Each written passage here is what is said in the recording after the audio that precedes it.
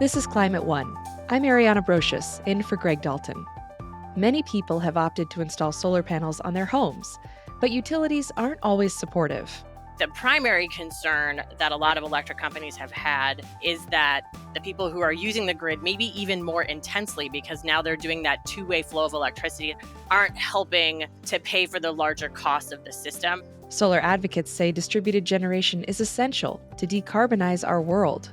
We are going to increase our electricity consumption significantly, and it's actually really critical from a cost management perspective for all of us that we start to reduce our demand on the grid. So, who holds the power with rooftop solar? Solar, unlike other energy sources, allows individuals to take the future into their own hands. Everything else, you had to ask the utilities to do the right thing. Solar power has become one of the cheapest sources of electricity and is viewed as a cornerstone of our clean energy future. But it wasn't always that way.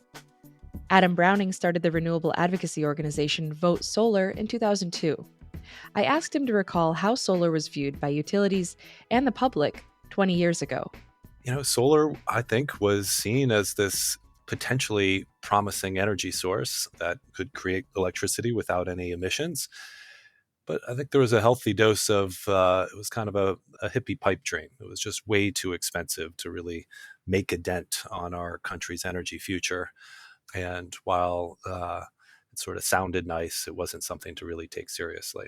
So, what kind of innovations, technologically speaking and maybe financial, actually helped solar become mainstream? Yeah, so when I got my start in solar, we actually did this through a ballot initiative that was going to put solar on city-owned buildings in San Francisco, as well as energy efficiency, and then use the money that you would have used to buy electricity to pay down the bond that we are going to use to finance that investment. And at that point, solar was like $9 a watt, really expensive. And there was, maybe 160 megawatts total in the US, which is just a rounding error in the overall scheme of things. But looking at solar, we did this analysis of like, well, what would it take to take this promising technology and actually make it ubiquitous? And cost was the big hurdle. It was pretty clear that the way to get cheap solar was to send a long-term market signal that you were going to buy a lot of solar and that through economies of scale, you're going to bring down costs. And that was the premise that we launched Vote Solar in order to really transform the energy landscape of the United States and really globally by trying to drive as many solar markets as possible. And it was a beautiful example of where a policy premise really lived up to its promise. There was a global effort from California, from Japan, from Germany, and then from China to really build the scale of market demand that then catalyze a tremendous amount of private capital into building the scale necessary to serve that demand and radically brought down the cost of solar to the point where it is now the cheapest new energy source, bar none, and really the foundation of our hope in the fight against climate change. I think many people who know about rooftop solar or think about rooftop solar are aware that there's some federal incentives, tax credits that have helped kind of get that market off the ground. So, when did that begin and when did rooftop solar specifically gain steam? Through the 80s and 90s, there was on again, off again support for solar, often through tax credits. And while tax credits are welcome, I will also say that they're an imperfect tool to drive it. So in the United States, I would say that actually, and this was the insight that really drove the structure of Vote Solar, my nonprofit organization, was that most meaningful energy policy is made at the state level, not at the federal level.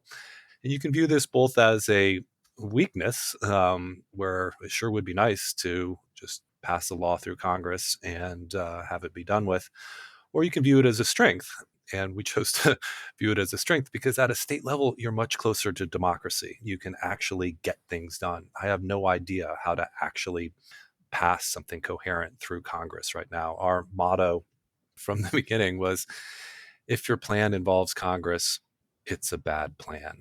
I will say that the Solar Energy Industries Association did an awesome job at building federal support, principally through tax credits. And the why tax credits were useful is because you didn't actually have to go through appropriations. So SIA was able to get long-term tax credits in a couple of different instances, and most recently provided for a sort of a scale down of the credits of the investment tax credit going forward. But really transformatively, I think it was really state level policy that built the industry around the country. Is it true that rooftop solar actually then drove utility scale solar? Oh, it absolutely was incubated. I mean, I think you could even make a case for solar to be incubated in the off grid space first with certain growers up in Humboldt County. But it was, the largest and most significant piece of policy that really catalyzed the growth of solar in this country was the California Solar Initiative. So Governor Schwarzenegger came up with a million solar roofs goal. And then we worked through the California Public Utilities Commission and then through the legislature to further validate it, a really large chunk of declining incentives that would drive rooftop solar market policy to the point where it could compete on its own without additional incentives with grid power. And this was at a time when the idea of just really, again, building solar as a wholesale energy source was not seen as cost. It was not cost competitive. But by incubating it on the rooftops, again, that drove that long-term market signal to invest in factories, to invest in bespoke silicon manufacturing. And that rooftop solar market is what actually helped build the manufacturing base to the point where it suddenly became competitive or passed that threshold to become competitive as a wholesale resource as well. When a house or a business adds rooftop solar, they switch from being an energy consumer to a supplier, and they're essentially competing with their electric utility, even though they depend on them also to be a battery and essentially continue to rely on the grid. So, how does that model challenge the traditional model for utilities? So, I would say the long ago, utility model was really hub and spoke, and it was a one-way flow of electrons and a one-way flow of money going in the opposite direction.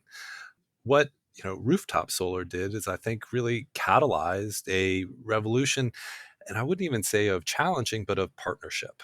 Solar, unlike other energy sources, allows individuals to take control, to take the future into their own hands. Everything else, you had a situation where you had to ask the utilities to do the right thing. Solar was the pointy end of the wedge that allowed individuals to choose their own path going forward. And so when you had a situation like we did in the early 2000s, where you had polling super majorities of people in this country wanted to see a transition to renewable energy, bypassing the entities that were not investing in renewable energy and allowing people to take control of their own future was really a promising strategy. Secondly, solar generates electricity at the point of usage on your own roof. And so you are then competing against delivered power, so the retail rates of electricity, rather than the wholesale rates of electricity, which are much lower. You are both providing power to your own house, but you are also lowering overall grid costs for everybody else. You are removing the need to build new generation. You're lowering the need to invest in new transmission lines. You're lowering the need to invest in upgrades to the distribution system. So the solar on your neighbor's roof can lower your costs as well. Yeah, and I think that there are utilities that would push back on the argument that installing solar on your roof lowers your neighbor's costs because a lot of them have the frame more in this cost shifting argument that that actually you are then not contributing to the costs of the larger grid, which everybody else is paying for. In most states, the way that rooftop solar is valued for the utility is through something called net metering, which is fairly simple in its basics, but can get complicated quickly. But could you explain net metering at its most simple? So net metering is a simple transaction under which if you install solar on your roof and you're generating power, the bulk of that generation you end up using. It's behind your meter. It powers your fridge. It may power your electric vehicle, but it is powering your house. If at certain times, if your solar system on your roof was generating more electricity than you were using, you could feed it back to the grid and you weren't getting paid for it. You were just simply turning your meter backwards. You were getting a credit for that electricity.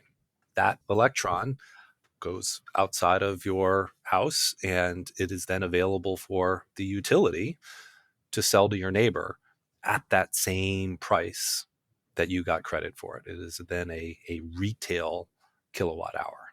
So you're simply, in essence, loaning it to the utility. They sell it to somebody else, your neighbor, and you get credit for that generation. There's a lot of advantages to it. First, it's extremely simple to implement. Secondly, it does a fair job of approximating the long term value of distributed generation, which again can obviate the need for new transmission, upgrades to your distribution system, and other collective grid costs. There have been a number of states that have, on the local level, been challenging rooftop solar and net metering policies. Can you tell us what happened in Nevada?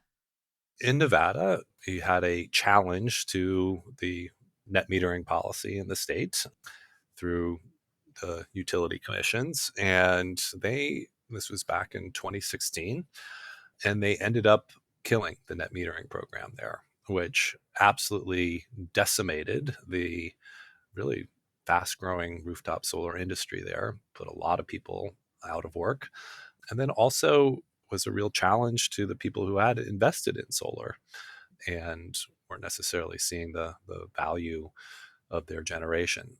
People were quite upset. Solar pulls through the roof, if you'll forgive the pun here. And so, through years of advocacy, of collaboration, of working with community groups, of working with consumer groups, of working with environmental groups, we and a lot of different allies succeeded in bringing rooftop solar back to Nevada. I think the lessons to be learned here is that first, it is not good policy to tell people that they can't have what they want, particularly when there is a strong value with it. You should lean in to these climate solutions and figure out a way of making it work for everyone. I think you can point to Hawaii as another place where a similar effort happened. Electricity prices are extremely high in Hawaii as they have to import all of their fossil fuels, and that just drives up cost. Solar was an incredibly economic no-brainer there. The rooftop solar industry took off. There were strong efforts to stop it. Those were successful. And then there were revisions that found a middle path going forward. And right now, Hawaii was the first state in the country to pass a law that requires 100% renewable energy. And given their constraints in terms of their land area available, a lot of that is and should come from rooftop solar. The reason that we've seen a lot of this pushback is driven by utilities, right? In most of these states where the utilities are opposing rooftop for their own reasons. What are those reasons? Well, I'm sure you'll have utilities speaking for themselves on your show later here, but I'd posit that it is uncomfortable for utilities to not be in control over their grid, to not be the ones that are in charge of generating their own power. It's not the way that they were set up. I would say in most places as well, utilities are compensated in effect for the amount of capital they deploy. They are able to earn a return on their equity based upon, again, how much money they put out there. So perversely, the lower the cost of the overall grid, the less money that they're able to deploy, and really that reduces their potential for economic gain. So we're seeing fights right now in Florida. California's has an ongoing discussion, debate around their net metering pricing and policy. I'm curious what you think we can learn from states like Arizona, which has huge solar resources and several years ago made changes to their net metering policy that did impact rooftop solar. It still exists, but I don't think it's probably at the level that you might see were the policies more favorable for a homeowner. So, what are there lessons we can learn from those kinds of states? I think I would go back to this works for both policymakers as well as utilities, and an approach that tells consumers they can't have what they want is in the long term doomed to fail. It is much better to lean in to figure out a way to make it work for everybody. And I think that that will really drive, frankly, fundamental changes in the utility business model, that we need to figure out different and better ways of financially rewarding successful utilities. So that's a much longer and much more difficult overall reform of regulatory policy, but is one that I think that we need to get into in order to actually land this plane. Our overall electricity system is going to be under enormous strain to make huge changes going forward if we're going to be successfully able to deal with climate change, with global warming. We need to get rid of gas in the building system. We also need to electrify transportation. That is going to at least double the amount of electricity that we need in this country going forward. And powering all of that with renewables is eminently possible, but it's really going to be helpful if we make as efficient usage as possible with the grid that we have right now. And it's not going to be only around rooftop solar. If we think about electric vehicles, as we add new EVs to the grid, that can either drive tremendous amounts of new generation capacity necessary, which will add costs to everybody, or we'll figure out ways of actually partnering with EV owners to charge only when the grid has a lot of excess capacity on the grid, and that will keep costs down for everybody. The challenge that we have to fully decarbonize our grid is both tremendous as well as doable, and we need to be pressing on the accelerator for all of these things and not the brakes. Adam Browning is co founder and executive director emeritus of Vote Solar. Thanks for joining us on Climate One today, Adam. Thanks so much for having me. My pleasure. You're listening to a Climate One conversation about rooftop solar. Coming up, the role of solar in the shift to decarbonized energy sources. The electric utilities are poised to take primary energy use away from the oil companies in terms of replacing gasoline with electric vehicles. They're poised to take market share away from the natural gas companies because people hopefully will be using heat pumps for space and water heating. It's the best of all worlds for the electric industry, and the pie is growing. That's up next when Climate One continues.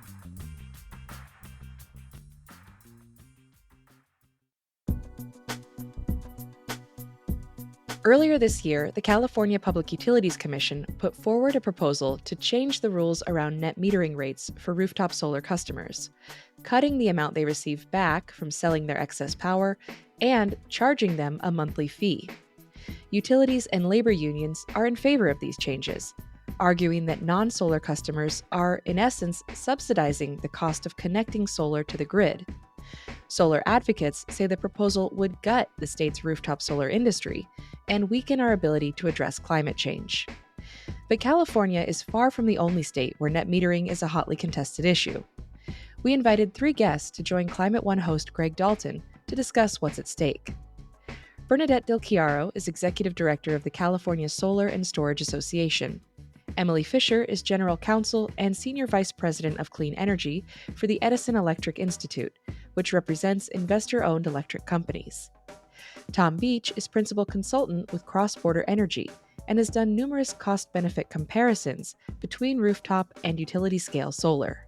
Most customers who put solar on their house, about 50% of the electricity is used by the homeowner, and that power never touches the grid. About 50% of the solar output will occur at times when the solar is producing more than you need in your house. And at those times, typically in the middle of the day when the sunlight is strong, that's when you will export the excess generation out to the grid. And then as a matter of physics, that power basically serves your neighbors.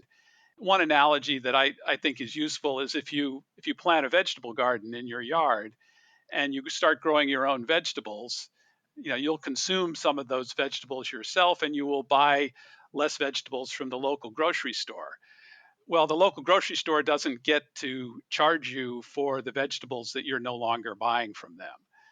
And that's why the idea of putting large fixed charges on to solar customers, in essence, to charge them for the power that they're not using, is problematic. Emily Fisher, your response to that. Why should people be charged for energy that never touches the grid? So I think that's one of the things that makes it hard to talk about net energy metering and rooftop systems is that sometimes we're not careful with terminology. And one thing is that I don't think that the way that net energy metering is structured means that you're charging customers for the energy that they're consuming. And it might be helpful to take a step back and talk just a little bit about the three different parts that make up an electricity rate. There's a charge for the actual electricity you're consuming. And then there are charges for the transmission and distribution system. So if you're consuming the electricity that your home system is generating behind the meter, you're not paying for that electricity. You just get to use it and you're not being charged anything by the electric company. But what you're not doing is paying for that larger transmission and distribution system that, as Tom mentioned, you're using at other parts of the day, either to bring power into your home because you don't have enough from your own system, or to take that excess and sell it back to the grid. And so, really, the question with net energy metering isn't really about the generation part. It's about whether or not those customers are contributing to that larger transmission and distribution system on which everyone, including customers with rooftop solar, rely. And so I think that's what some of the net energy metering debate right now is about is, are we recovering those costs related to that larger system? And what's a fair way of making sure that everyone who uses the grid pays their fair share for it? I think everybody can conceptually agree with that, but it gets down to how much, that who pays what for that grid distribution system. Bernadette, your group and many others are opposed to these changes. Your response? Yeah, well, I think Emily Fisher and I agree on one thing, which is net metering is about the energy that is exported to the grid on a sunny day. That's a good thing.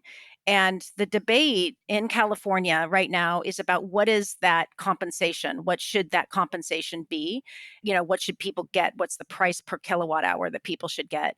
I think what Tom is raising is this completely out in left field idea that Southern California Edison and Pacific Gas and Electric and Sempra, the parent company of San Diego Gas and Electric, have proposed, and that the Public Utilities Commission, in their first draft of this policy change, have embraced, but they are hopefully backing away from, which is taxing solar users for that self consumption, that energy that never touches the grid. And I think if I could elaborate on Tom's metaphor for a second, let's now imagine that that homeowner not only is growing carrots, but has just become a vegetarian. So they're going to be consuming a lot more vegetables. They probably will be buying just as many vegetables from the grocery store, but they're going to augment that with their own garden. That's really the future we're heading to as we electrify and we add electric cars, we add heat pumps to our to displace our natural gas usage in our homes. We are going to increase our electricity consumption significantly. And it's actually really critical from a cost management perspective for all of us in California, especially, that we start to reduce our demand on the grid. We are in an electricity crisis right now in California. The governor declared it not long ago. We need more energy in order to power our society in a clean way. Right. I mean, electrify everything is one of the most compelling cases for addressing climate change. Emily, right now, soaring gas prices make EVs much more price competitive. Electric prices vary around the country, but a rule of thumb is that driving an EV costs about the equivalent of $1 gasoline. What opportunity does that present for electrification of homes and mobility? And how is that connected to the electrons we've been talking about from rooftop and utility solar? Well, I think Bernadette and I agree on more than one thing. And one is the value of electrification in helping to address climate change. Um, by and large, electric companies in the United States have already reduced their emissions about 40% below 2005 levels. And that's kind of the standard year we use to measure emissions reductions for a lot of reasons. And that's a really significant reduction in emissions. And we're on a trajectory to do even more, even faster. And we're going to need a mix of bigger scale renewable generation and smaller distributed resources to ensure that we have the electric energy we need to do homes and cars and all of the things that Bernadette mentioned. So there's a tremendous opportunity here. I think one of our challenges is to figure out the right mix of distributed and large scale resources. But we're at a point now where we need both. So we need to make sure that we're incentivizing and valuing the amount of electricity and emissions reductions we get from both kinds of resources. And that gets back to a point that Bernadette was making. As we move toward a more electrified future, we need to make sure that we're doing it as cost effectively as possible. And in many instances, larger scale deployments are much more cost effective than rooftop deployments. And so sometimes it might make sense to overcompensate rooftop solar, but sometimes it might make sense from a customer perspective to look at how much less expensive some utility scale solar and wind deployments can be, because they can be significantly less expensive. And so it's that mix we're trying to bridge. We're trying to find the right mix of resources, and there's room for all. Tom, yeah, that's often the criticism, Tom, is that rooftop solar is expensive compared to utility scale. Your response to that? First of all, it's very important to recognize that rooftop solar and utility scale power plants are not located in the same place. Rooftop solar is right on your house and right where the power is needed. Whereas, utility scale solar is usually located in a remote location where there's inexpensive land and a good solar resource. And that power has to be moved over the transmission system to the load centers. And there are a lot of issues around transmission. It's costly, it's increasingly implicated in wildfires. People generally don't like to have transmission lines in their backyard. So the idea that we can meet our clean energy goals only with utility scale facilities, I think is not correct. I mean, I do agree with Emily that there needs to be a mix, and these net metering debates are in large part about how to set that balance. I think what concerns a lot of folks in the solar industry is that the proposals that have been made in California wouldn't just readjust the balance between small scale and large scale. It would devastate the rooftop solar industry because the paybacks for investing in solar would become too long for people to reasonably invest in putting solar on their roofs. And that would be a problem at a time where we need both. We need both utility scale and distributed solar in order to meet our climate goals. And Tom, in Colorado, your report for Xcel Energy showed rooftop solar benefits outweighed costs by some $13 million a year. Is that right? And what impact of that report have on their pricing structures?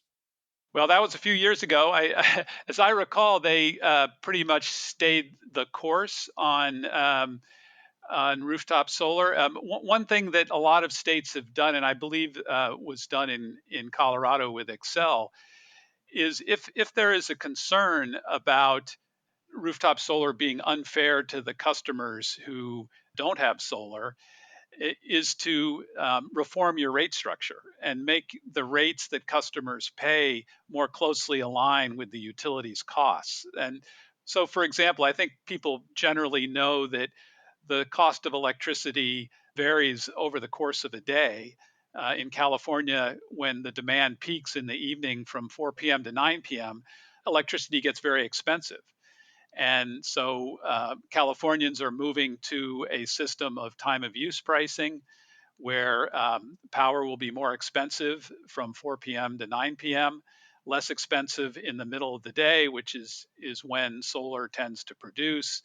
And so that is going to would reduce the cost of rooftop solar for all ratepayers by pricing it lower in the middle of the day. That also aligns more closely with the utilities cost structure. And a lot of states have looked at time of use rates as a reform for net to net metering that will help address some of the issues that have arisen. Right. Some states have done away with net metering entirely, though some have reinstated it after significant pushback. Bernadette, your review on that. Yeah, I just wanted to mention there's many studies that actually show really robust growth in distributed energy resources where you pair the solar panels with batteries, actually reduce costs for all ratepayers. Chris Clack is a well-known researcher that has shown through extensive modeling that if we were in California to continue to grow our distributed energy economy here, we would actually save ratepayers over $100 billion over the next 15 years by reducing those costs on transmission and distribution and actually enabling more utility scale renewable energy to come onto the grid. So, this is a win win for everybody as we electrify and decarbonize. It's a partnership that we could be in with our utilities and our customers and putting consumers in the driver's seat of our clean energy future. We just have to get around that sort of old 20th century mindset that the electrons should only flow in one direction, and we can really unhinge the innovation of clean energy resources. Right. And this is not happening around the country. Duke Energy has recently developed a new rate structure for rooftop solar in North Carolina. They serve power throughout the Southeast. Emily, your thoughts on how there might be a way to kind of have the sweet spot here that works for utilities and that also encourages rather than kills rooftop solar? Well, I think Tom mentioned some really important concepts that kind of get at the fact that net energy metering, as it was sort of initially proposed and has been deployed kind of over the last 10 to 15 years, is a pretty blunt instrument, right? It has one price that the customer is paid for whatever it is they're selling back to the grid, and it wraps in all of these system costs, and it doesn't help them pay for the system that they're using to participate in the two-way flow of electrons that Bernadette is interested in facilitating. But one of the things that Tom mentioned that I think is really important is this idea of incorporating time of use pricing so that the customer who is producing electricity at a time of day when it is really valuable to the grid because demand is high is compensated at a higher rate than someone who is adding to the system when they already have an overgeneration and like more solar than the system can currently use, until the batteries that Bernadette is talking about are more widely available and more generally economic. And that is that Duke proposal in South Carolina that's moving forward, where they have incorporated elements of time of use pricing to incentivize people to put solar where it could be most impactful, and then to recognize the fact that the value of electricity is different during different times of the day. And so that's, I think, the future is when we all work together to come up with tools for compensation that are more nuanced and recognize that there isn't just one value to electricity throughout the day, that reducing peak is really important. And so it strikes me as that's a place where you've seen some progress where the different stakeholders come together and try to find new solutions. Bernadette, you think there was some actually kind of surprising alliance around that Duke proposal in North Carolina? Well, I think North Carolina and California have very little in common, so I think it's very dangerous to invoke that example and to try to import it into the California conversation. But I think it is important to note that net metering is actually fairly simple, and that's why it's been so successful. It's because it is a simple billing mechanism that gives the consumer the assurance that when they make a pretty sizable investment in their solar system, they're going to recoup that investment and save money. Time of use rates, which is an underlying structure, right? The rate structure belies net metering, which is just the two-way meter and compensation for exports. That is something I don't think there's any daylight between the utilities and the industry. We, in fact, embrace time of use rates that is required of all California solar customers. And you will see actually CALSA has proposed some of the most aggressive real time pricing mechanisms for the state to move us in that direction of driving energy generation, energy storage, energy usage in alignment with our carbon goals. Tom, I believe you were involved in that North Carolina case. And isn't the rub here that rooftop solar diverts revenue and profits from utilities to homeowners? Isn't this really about fighting over money? Well, I think that is not really the what the focus should be here, because I think as we've all been talking about electrification, and electrification means that the pie is growing.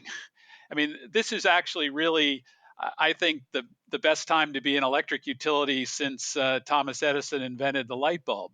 The electric utilities are poised to take primary energy use away from the oil companies in terms of replacing gasoline with electric vehicles. They're poised to take market share away from the natural gas companies because people hopefully will be using heat pumps for space and water heating. It's the best of all worlds for the electric industry, and the pie is growing. And the challenge is to produce enough clean electricity to meet that growing demand. And that growing demand will also help keep rates down in the long run.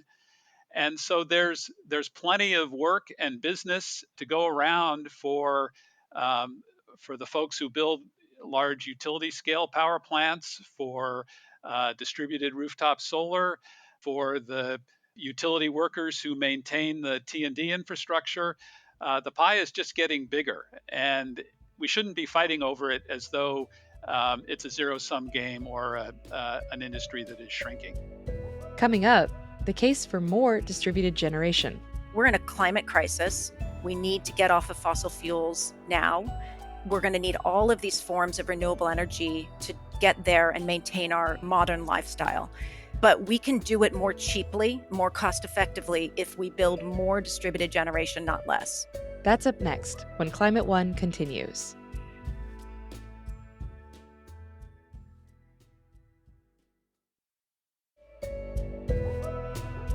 This is Climate One. I'm Ariana Brocious. We're talking about rooftop and utility scale solar with Bernadette Del Chiaro with the California Solar and Storage Association, Emily Fisher representing investor-owned electric utilities, and energy consultant Tom Beach. Let's get back to their conversation with Climate One host Greg Dalton. Emily, not long ago, there was talk of death spirals for electric utilities, and Tom saying these are heydays because electric utilities are taking revenue from oil and gas. Isn't this a good time? And isn't there a win-win here to be found? Well, I definitely think that maybe some discussions of the demise of the traditional sort of distribution electric company, I don't know, Mark Twain like, were maybe overstated. And I don't think this is about loss of utility revenues or profits. In many parts of the United States, including in California, the actual generation costs are generally a pass through, meaning that the utility doesn't tend to earn on them and they're not incentivized to build new generation. So this isn't about like who gets to build the generation in large measure. I think the primary concern that a lot of electric companies have had with net energy metering is that concern that the people who are using the grid maybe even more intensely, because now they're doing that two-way flow of electricity that Bernadette was talking about, aren't helping to pay for the larger cost of the system. And that cost is generally fixed. It's determined by the Public Utility Commission, and then it is paid by all customers. And when net energy metering customers are being paid for the electricity that they are selling back to the grid at the full rate that includes those T&D costs, transmission and distribution costs, they're not contributing as much as other customers. And because it's fixed, it gets shifted to other customers. So I think our concern has generally been less about lost generation profits and more about making sure that the system costs are recovered as we all become more reliant on it, as we now are going to electrify more things, including our cars, and just trying to make sure there's some equity in there for all customers, including customers who aren't capable of making that big upfront investment that we were talking about that's necessary in order to put rooftop solar on your house. Bernadette? Yeah, well, I think we're actually hitting the nail on the head here. Utilities in California make profit off of building poles and wires. They build the infrastructure and they get a guaranteed rate of return on that building of infrastructure. So if you put all of the power plants at a great distance from our cities where we live and work, you build more power lines, you build more infrastructure, and the utilities profit more. When you build the electricity generation resources and the storage resources at our homes, at our churches, in our cities, you actually cut at the utility direct form of profit here in California. But Bernadette, That's let me not jump to in. Let me say- jump in there though for a second, because it's those poles and wires and long distance distribution that cause PG&E to go bankrupt because they're causing fires. So those poles and wires may have been a source of profit. Now they're also big source of risk. Oh, and ratepayers are paying through the nose to recover that liability and risk. It's one of the largest sources of our bill increases. Actually, rate increases has been liability for the poor management of PG&E's poles and wires. So they get to profit off of billing them. They get to have ratepayers help cover liability, and now they're going to profit off of burying them and doing other things to make them safer. We don't disagree that we're going to need the grid. We're going to need more utility scale power plants. Everything that Tom and Emily have said about we're in a climate crisis. We need to get off of fossil fuels now. We're going to need all of these forms of renewable energy to get there and maintain our modern lifestyle. But we can do it more cheaply, more cost effectively if we build more distributed generation, not less. And therein is the divide between us and the investor owned utilities as they exist today. That's not to say that there isn't a future for them, but it is to say that there is a tension right now, and it does come down to profit. Tom, you want to jump in here? Yeah, I'd just like to highlight what I think is a framework disagreement between Emily and myself. I mean, she said that a significant part of the costs of the grid are fixed. When I look at this, I'm looking at the long term because a solar system will last for 25 years. And that's a long term period. Over a 25-year period, there are very few costs of the grid that are truly fixed. The grid is continually being upgraded and expanded and extended. So I really don't see those as fixed costs. To the extent we end up producing more power on our homes and in our local communities, that's going to mean that the utilities won't have to build as many transmission lines or upgrade as many substations in the future. So I think this is where Tom and I, like, he's talking about fixed costs in the future. I'm talking about the cost that we have already expended to provide an essential service, and the electric companies have an obligation to serve. And one of the things that is really unique about electricity rates is that, unlike other businesses who expend money to make or buy or build something and then get to recover those costs and the prices that they set themselves, these prices are set by electric regulators, by public utility commissions. And one of the kind of unusual things they do is they think about intergenerational equity. And so, because it is fairly expensive to invest in the grid on a long term basis, we don't recover the cost of building a pole today in electricity rates that are charged today. Those prices are spread out over long periods of time. So, yes, the grid is going to change in the future, and those will be new costs that we have to figure out how to share. But I'm talking about costs that have already been invested by the electric companies to provide that essential obligation to serve. Inside Climate News recently reported that the nation's largest electric grid operator, PJM Interconnection, is so overwhelmed by energy developers seeking grid connections that it's proposing a 2-year pause on reviewing more than 1,200 projects, most of them solar power. Emily, what does that say about how well the grid can handle a big ramp up in more utility scale solar? And doesn't that mean that there's a place there for distributed rooftop generation of electricity? The problem with the interconnection queue about PJM is more not about the grid. It's pretty easy to build out the grid to support interconnections. There are really serious debates in PJM about who pays for what. So kind of similar to the conversation we're having now. And it's pretty hard to build transmission in the United States just in general. Siting and permitting is done on a state by state basis. And as I think Tom mentioned earlier, not everyone's a huge fan of having big infrastructure. But a lot of studies that look at our efforts to get to a net zero economy by 2050 talk about the incredible importance of the grid. A bigger grid, a more robust grid, allows us to interconnect not just more distributed resources, but more larger scale clean energy that we are going to need to hit net zero. And studies like Princeton's Net Zero America study from last year shows like a build out of 2 to 3 times of the grid is going to be necessary to achieve our longer term goals. But there's room for everybody, and we definitely need more distributed resources. And I think states that are part of PJM are also looking to incentivize and have other incentives to look at distributed resources in those markets too. We haven't talked about community solar arrays. How do they fit into this discussion? We've been talking about kind of big industrial rooftop. There's something sort of in the middle, Bernadette, community models where people don't put solar on their roof, but it's nearby. Yeah, I think community solar fits in the yes and category. We need to maximize all available roof space, and every roof in our vision, in our view, that has access and exposure to the sun, needs to have solar on it in order for us to reach our clean energy goals. And community solar is a really creative way to expand upon the use of distributed generation. Another important concept is battery storage. Tom, how does battery storage or solar plus storage challenge the traditional utility business model? And how is the advent of more residential solar going to change what we're talking about here? Yes, storage is a real game changer because the wrap on solar is always that the sun doesn't shine at night and there are cloudy days and it can be variable and you may not get your solar energy at the time when the grid needs it. And storage completely changes that equation because you can store that excess solar that you have in the middle of the day and then in your battery and then discharge the battery when demand peaks. And you have a much more valuable resource when you combine solar plus storage.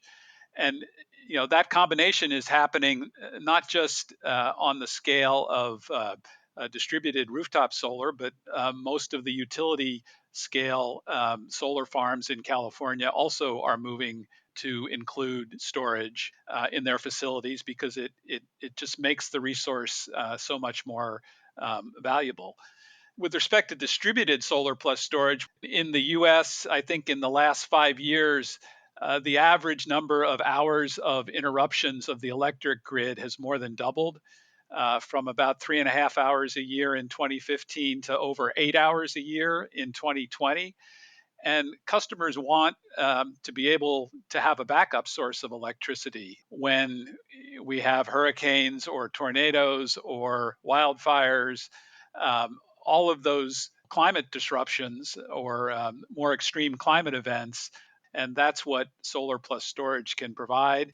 Emily, talking about the future, General Motors has a agreement now with Pacific Gas and Electric to basically use electric cars as stores of electricity that can be sent back to the grid. Is our grid ready for that? To have our cars as little mini power plants in the garage or driveway?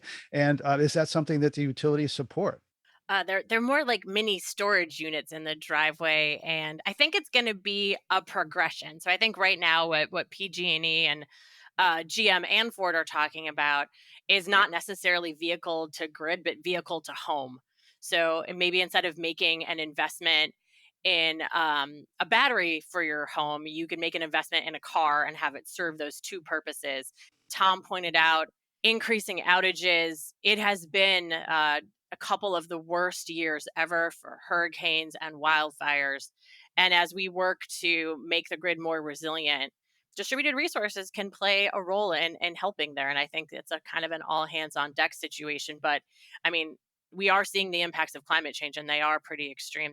I think electric companies are excited about their opportunities to partner with some of the car manufacturers to look at how we can work together. I think we're trying to take some of the lessons learned from the conversations with the rooftop solar folks and integrate them into these conversations and hopefully bypass some of the debates and move right toward progress.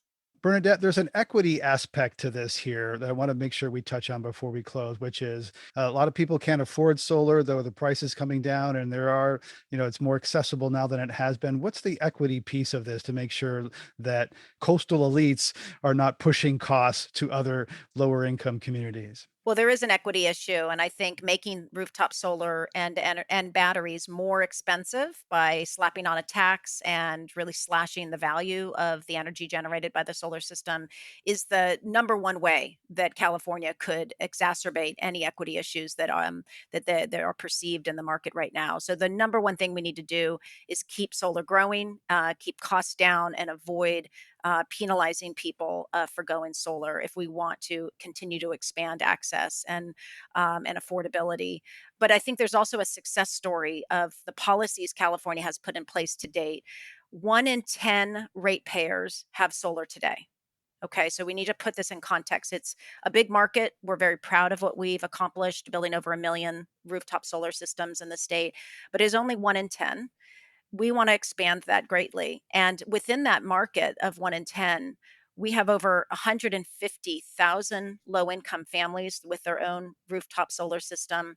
We have over 700 apartment buildings being equipped with solar that flows directly, benefits flow directly to the tenants, covering over 50,000 families living in low income affordable housing.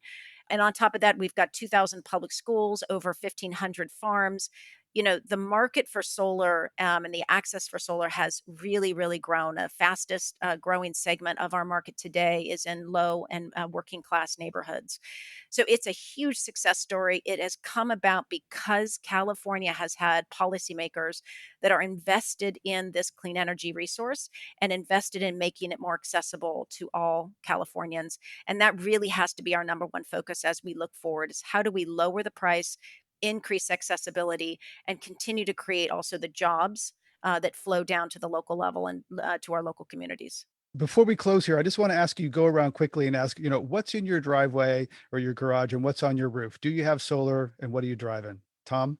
Yeah, I got my first solar system in 2003, and I'm actually in the process of replacing it. It operated flawlessly for almost 20 years, and I'm replacing it because I now have a plug-in hybrid car. I have a electric heat pump to replace my gas furnace. I just bought an electric range, and so my electric use is way up compared to when I first put solar on my house. And I'm going to be doing plenty of business with Pacific Gas and Electric in addition to using the electrons from my upgraded solar system. So in the future, like I said, the pie is growing, and there's going to be plenty of business for everybody. Bernadette? Well, I'm a mother. I've working two working parents in the household, so we have two electric cars in the driveway, a Leaf and a Bolt, and we have an almost all electric home and a solar and storage system. And I think in my neighborhood, a very modest neighborhood here in Sacramento, I see more electric cars now than solar roofs popping up in driveways. And I think this is the experience of most people, that one of the great benefits of, I think, rooftop solar and electric cars both is that they're very visible to the community, and that helps people see what's possible and follow each other down this road to a clean energy future. And it's something that is an intangible benefit of those solar panels on the roof. Emily? I have a plug-in hybrid electric vehicle. I do almost exclusively city driving, so I can't remember the last time I drove on my internal combustion engine. And actually, yesterday I had a faster charger installed in my garage, much to my husband's joy. He's pretty excited about having it charge a little faster. Took advantage of some incentives that my local distribution utility offered to do that. I don't have solar on my house. Actually, I live in a historic home and it's a flat roof. It's not a great resource, but I live in a state where I can choose my provider. And so I opt for a provider that provides clean energy. And so I am using my electricity rates to subsidize electricity that's clean for not just me, but also my neighbors. The future is electric. Yeah, I'm kind of like I guess Tom and Bernadette, also getting heat pumps and getting rid of the propane and adding batteries, etc. So, well, thank you all, Bernadette, Tom, and Emily, for joining us on Climate One today. Thank you. Thank you. Thanks. On this Climate One, we've been talking about debates over rooftop solar in the move to quickly decarbonize our world. Climate One's empowering conversations connect all aspects of the climate emergency. To hear more, subscribe to our podcast on Apple or wherever you get your pods. Talking about climate can be hard, but it's really essential to address the climate emergency. Please help us get people talking more about climate by telling your friends about our show, or by giving us a rating or a review on Apple. It really does help advance the climate conversation. Brad Marshland is our senior producer. Our producers and audio editors are Austin Colon and me, Ariana Brocious. Our audio engineer is Arnav Gupta. Our team also includes Steve Fox and Tyler Reed. Our theme music was composed by George Young and arranged by Matt Wilcox. Gloria Duffy is CEO of the Commonwealth Club of California, the nonprofit and nonpartisan forum where our program originates. Our host and executive producer, Greg Dalton, will be back next week. Thanks for listening.